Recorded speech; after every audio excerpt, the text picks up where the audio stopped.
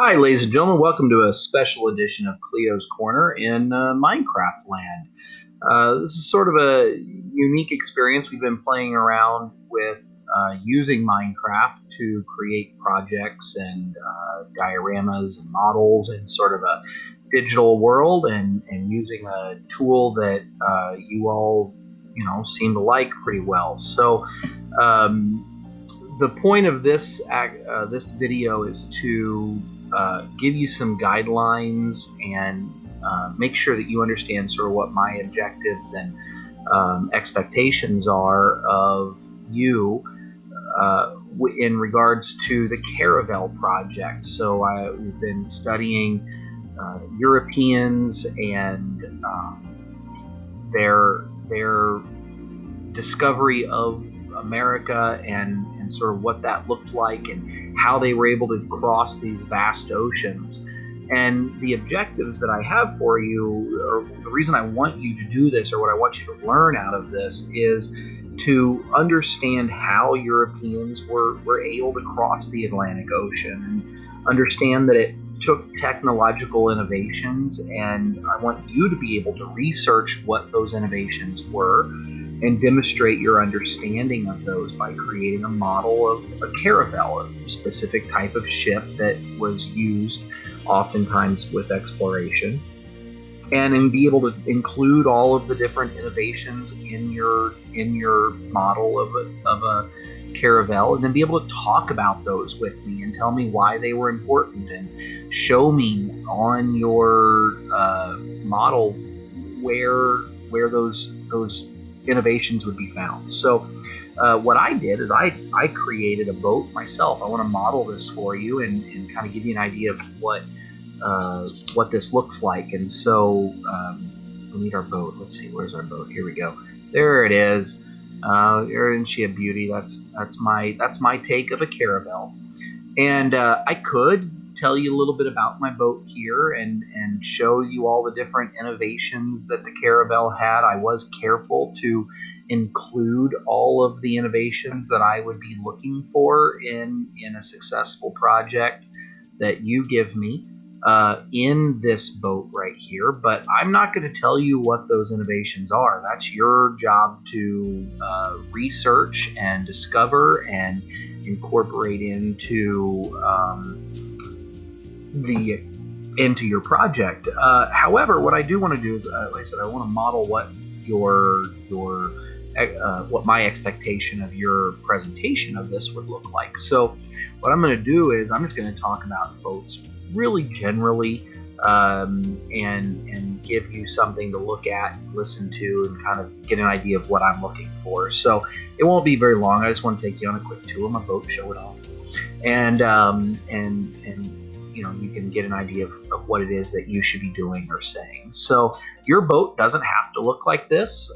If anything, if I had to do it over again, I would probably make my boat a little bit shorter, and maybe, I don't know, these masts or these sails look pretty big.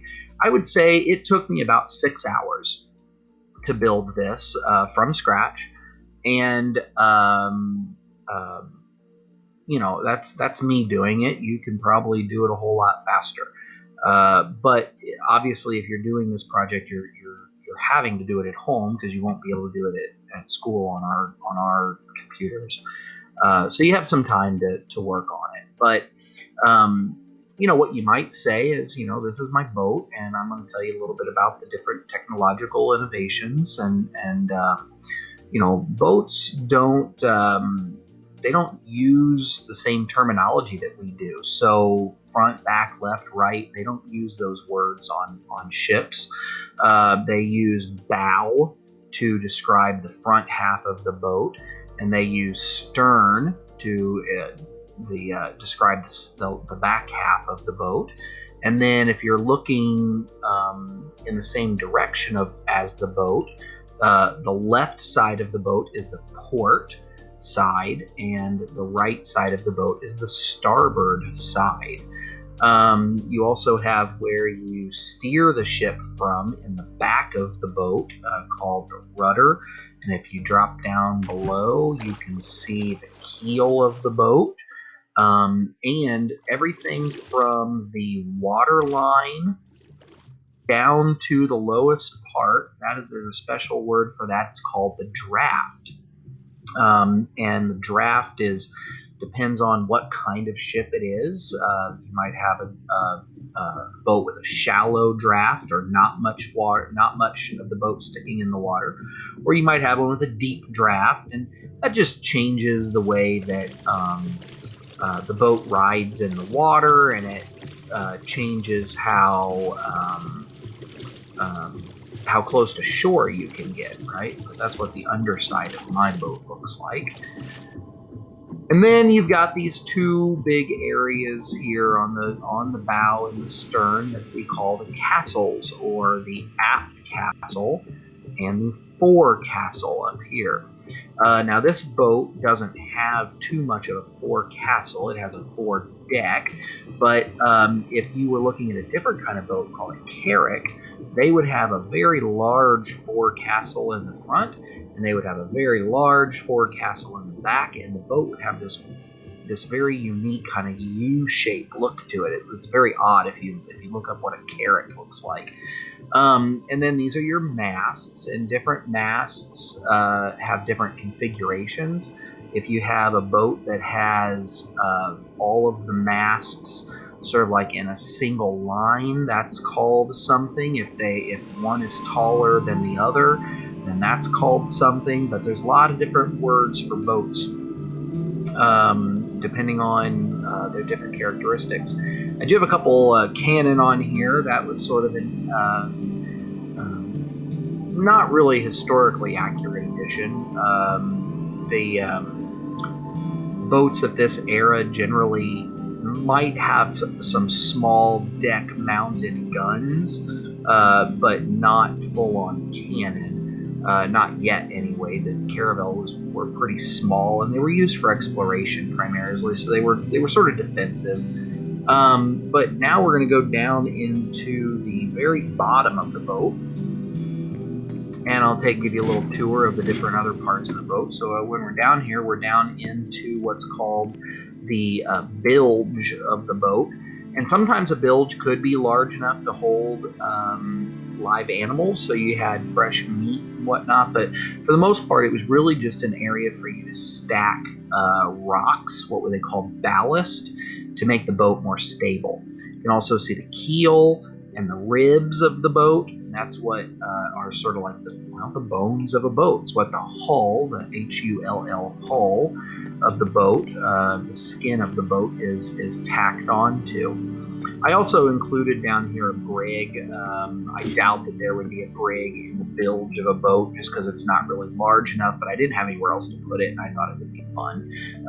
So I put the brig down here, and obviously there's still the last resident of it in here.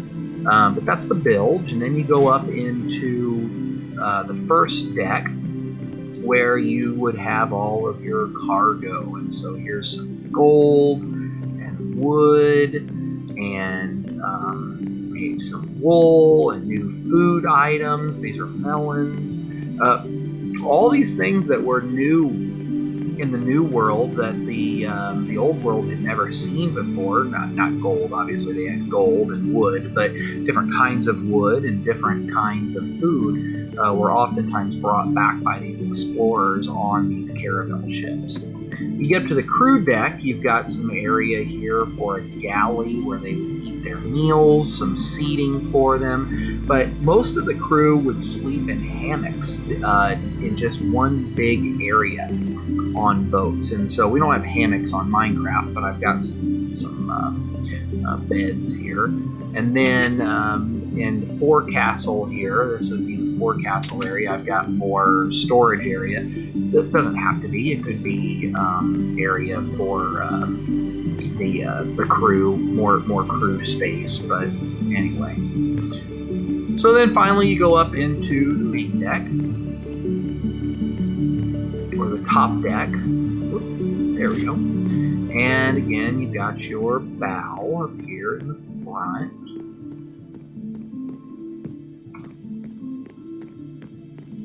and places down here where you can drop the cargo into, load the cargo into those areas. And then you got the aft castle, right, or the back end of the boat here in the stern. You got some more sleeping areas for the crew, maybe some areas for the officers, maybe a work area or a place to keep all the navigation equipment.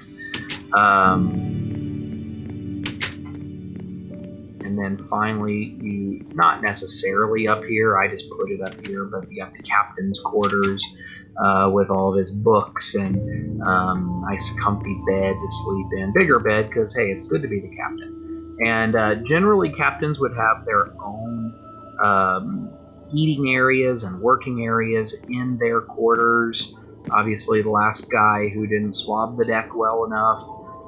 Even artwork and places for their equipment and paintings and whatnot, because this is where the captain lived for the most part, and so you made sure it was comfortable for him. Now, one thing you can't do in Minecraft is have much in the way of ropes and rigging. Otherwise, I'd have all these ropes all over the place. So I wasn't able to do that. You won't either. But normally, a sailor would have to climb the rigging to get up into the crow's nest, which is all the way up here, and it was used to be able to see the horizon further out, look for enemy ships, look to make sure we weren't going to hit anything, because you can kind of peer deeper into the water. And then on a bad day, on a rainy day, or a particularly windy day, you would have to haul in the sails so that your boat didn't capsize, and so you'd actually have to climb out here with the boat moving and rocking and pitching up and down, and you'd have to, normally in the wet, and you'd get out here on the yard arms to haul up the sail. And that just had to have been absolutely terrifying. You couldn't pay me enough to get up here. I feel nervous just up here as is. Anyway, not a big height person. But anyway, so that's my ship, and that's kind of what a caravel, my caravel would look like.